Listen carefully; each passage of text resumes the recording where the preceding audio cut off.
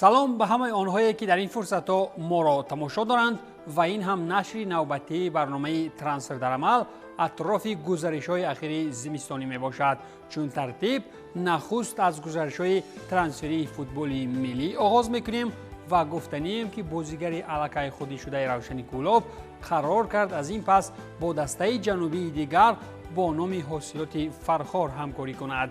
بعد رفتن طاهر مومین و از روشن، جوزف حکمتی هم به حاصلات پیوست. این بازیگر کم سیاه بود که باز به منطقه گرمتری وطن رفت تا از سیاهی کبوتر شود.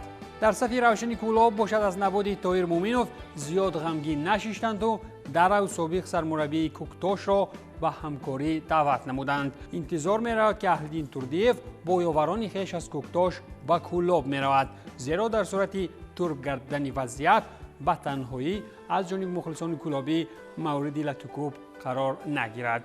ولی جالبش این است که مراسم معرفی کنی اهلدین توردیف نه در کولوب ارینا و نه نزد مناره ایفل باغ فرهنگی این شهر، بلکه در مهمانخانه خیاط ریجنسی در شهر دوشنبه برگزار می گردد. زیرا دسته روشن کیها باز در دوشنبه اجاره نشین است و تنها وقت بازی سفری در کولوب ارینا خود را میزبان می گیرد. با انجام سخن سری ترانسفرهای جنوبیان اکنون سر میکنیم به گپ‌ها اطراف گزارش نوی زمستانی در فوتبال انگلیا. آنجا تیم لندنی تاتنهام بر عوض 30 میلیون یورو از جنوا رادو دراگوشین را خریداری کرد و بازیگر شرطنامه مهلتش تا سال 2030 امضا نمود. تیم لندنی هرچند که در مورد ارزش گزارش چیزی نگفت، ولی فابریزیو رومانو الکی پیش دستی کرد و اوید گزارش 30 میلیون به همگان خبر کشی کرد. با آمدن دفاعگری 21 ساله باید خط دفاع انگه پاستیکاگلو از دیوارهای چوبین به پایه‌های آهن و بتونی تبدیل بیابد. اگر نه آخر موسم ما باز همان احمدی پورینه را می‌بینیم. یک نفر دیگری نو که الکی به تاتنهام آمد و پیراهن سفید پوشید، این بازگشت دیگر باره ورنر به لندن است. دسته پاستیکاگلو حملور آلمانی را از لیپزیگ طریق اجاره با حق خریداری آورد. حملور در تیم نوش تحت رقم 16 هم برآمد کرده.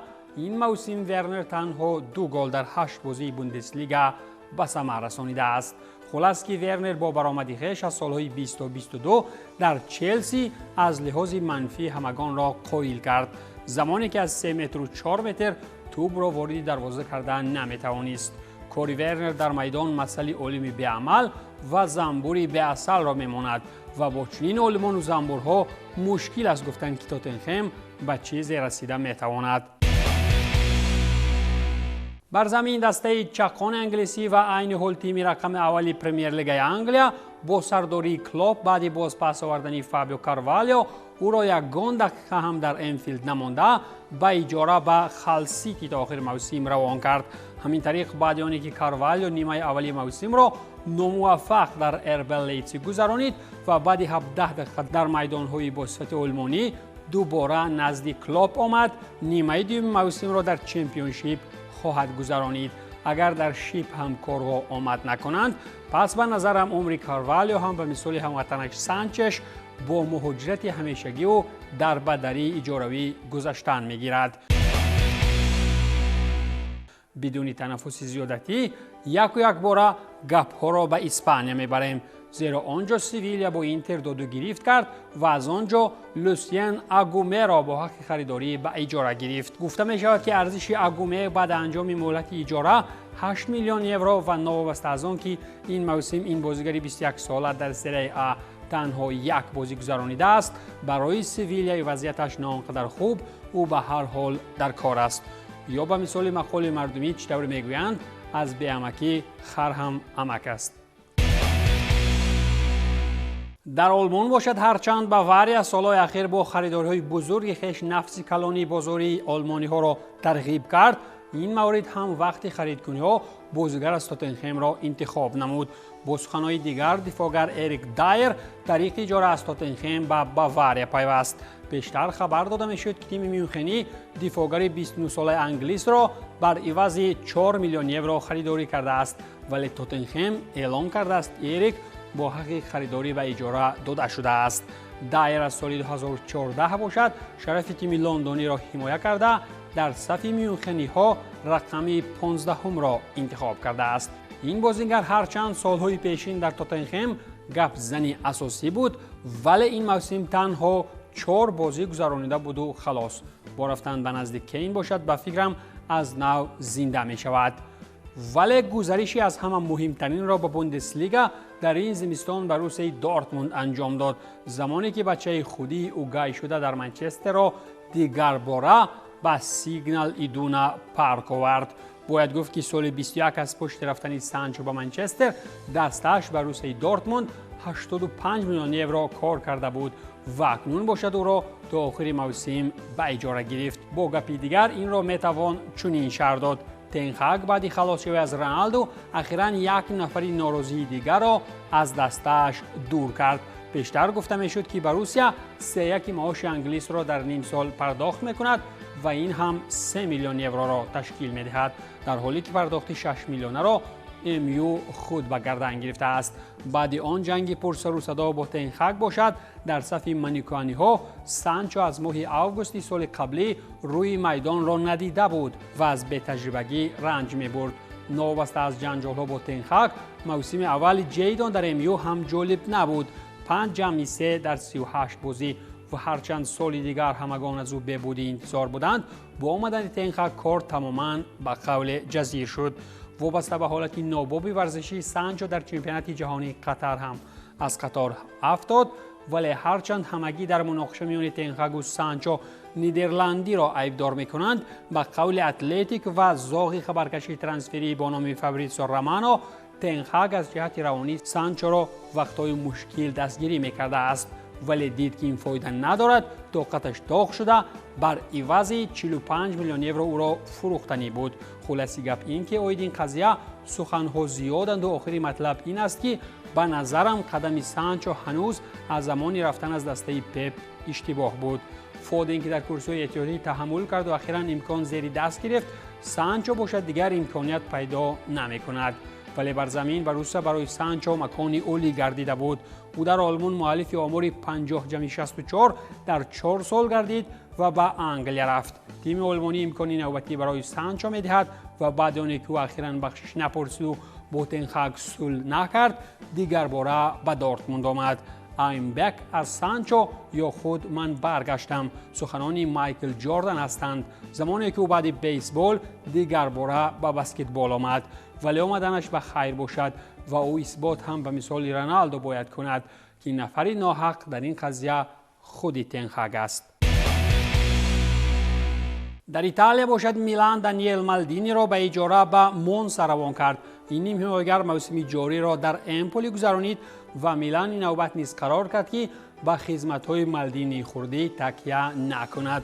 نیم حمایتگر 22 ساله خود پسری پاولو مالدینی نیمه دوم موسم را طبق شرطنامه انجامش تابستان سال 24 در مونزا گذرانیده در امپولی باشد همگی 7 مراتب به میدان آمد و تیزترک سال نو درآمده و میلان گریخت.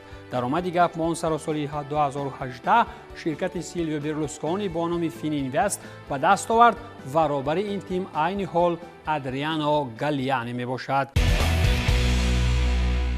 نفری جوان که مهاجرت داخل ایتالیایی انجام داد، نفری سابقه دار فوتبال کشور مکران ها باشد، فوتبال ترکان را انتخاب کرد. با گپی دیگر لیوناردو بانوچی 36 ساله به مهلت نیم ساله به صف فنربخچه پیوست. پیش از گزارش به تیم استانبولی باشد بانوچی شرطنامه با اونیون را بیکار نموده در بوندسلیگای آلمانی بعد 7 بازی و 1 گل و شرمندگی در لیگ قهرمان‌ها قرار کرد که آلمانی ها در چشمش دیگر نتابند. از جانبی دیگر خوب هم کرد.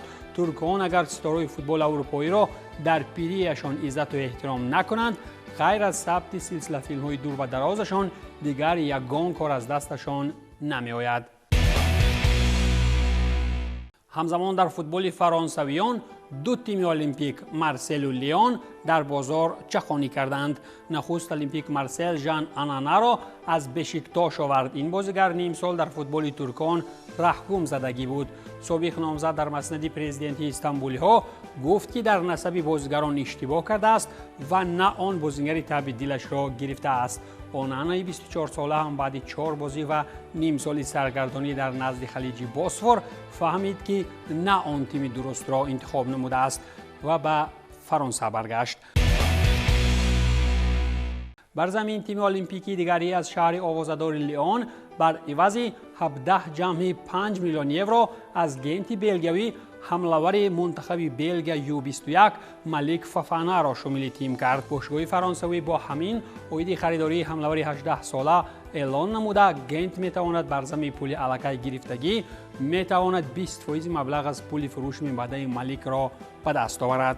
حمله‌ور بلگیایی باشد خود با فرانسوی‌ها شرطنامه 5 ساله امضا نموده. در 64 بازی گنت فافانا 5 گل به ثمر رسانیده است. آخرین کار این که مالیک فافانا باشد و مثل بنزما مالکی دروازه حریفان باشد و هر بازی به دروازه‌های مقابل را گل باران کند. از بعد چنین کارها مالیک میتواند دستای شاهانه را پیدا کند. آن سوی اقیانوس باشد تیم مسی اینتر میامی بعد آنی که هموطنی لئو مارکوس راخو گپ مسی را نگرفت و به میامی نآمد با نیم حمایتگر منتخب ایالات متحده آمریکا یولیان گرسل به پول شرطنامه بست. دسته اخیری گرسل باشد کلمبوس کریو بود که در صف آن او سال قبلی در پلی آف MLS بازی می‌نمود. نیم حمایتگر 30 ساله آمریکایی با ریشه‌های آلمانی با فلوریدگی‌ها شرطنامه انجامش تا سال 26 با امکان تمدید کنی به یک موسم دیگر امضا نموده است. همچنین بازیگر مذکور سال 2018 با همراهی مربی حضره اینتر میامی خراردو مارتینو و اتلانتا یونایتد قهرمان MLS شده بود. قهرمانی دو کرته MLS من بعد با کسی دیگر نه و با خود مسی جورگی میکند و برایش نشان میدهد که در آمریکا چی خیل قهرمان میشوند. در آمریکا اگر اینتر میامی قهرمان برای ارژنتینیان گرفت، در روسیه لوکوموتیو پدرینیو را به اجاره به سانتوس فرستاد. در این باره تیم برزیلی به همگان گفت. نیم حمایتگر نیم سال اخیر در امریکا مینیرو گذرانیده اکنون به یک موسم به اجاره رفت. تیم سابق نیمار و پله باشد ماه دکامبر سال گذشته بار نخست در تاریخ 111 ساله خویش به سری بی برزیلی پایین شد و آنجا فکر میکنند که بازیگر حتی نافورم برای رسیدگی ها دیگر بالا آنها را بالا ببرد. در خود فوتبال روسی هم به قول میده تغییرات‌های کادری به چشم می‌رسند. مثلا باشگاه فوتبال ینیسej سابق بازیگر دستان اسپارتاک مسکو اندری تیخونوف را به حیث سرمربیگی تعیین کرد. با این مربی دسته الکی سالهای 2016 تا 2017 همکاری کرده بود. جای اخیر کاری تیخونوف باشد باشگاه فوتبال استون بود. خود تیم ینیسej باشد بعد انجام 20 دور ملت لیگ اول با 24 خال در زینه دهم قرار دارد و اگر تیخونوف با انجام موسم 5 زینه دیگر دسته را بالا برده تواند دریای ینیسej را برایش قاق میکنند. تغییرات از این جدی‌تر در فوتبال روسی این رقابت میان دو گراند جدول پرمیر لیگ روسیه می باشد که این نوبت زنیت توانست کراسنودار را نیمه دوم موسم سر نشده به قول خلا زند. به قول دیگر زنیت بازیگر کراسنودار ایلزات اخمتوف را به دست آورد. فوتبال بازی 26 ساله قرقیز تبار روسیگی با پتربورگی ها شرطنامه تا آخر موسم 25-26 با امکان تمدید کنی به یک موسم دیگر امضا نموده. گفته می شود که زنیت از برای اخمتوف 850,000 یورو به جنوب روسیه میفرستد. اخمتوف باشد با این کارش در پایگاه گرماگرم قهرمانی میان نمایندگان جنوب و شمال از برای پول مال به قول در نمکدان توف نمود. زیرا در اوج پایگاه قهرمانی رفتن نزد رقیبان ازلی خود خیانت است. ولی از جانب دیگر اگر مسی یک زمان چنین خیانت را نسبت بارسای بحرانی روا دیده بود، پس از این فوتبال بازانی کچپا و ناپیدا چی گله ها میکنند. این بود پایان برنامه ترانسفر در عمل. تنسیت و پولدار باشید.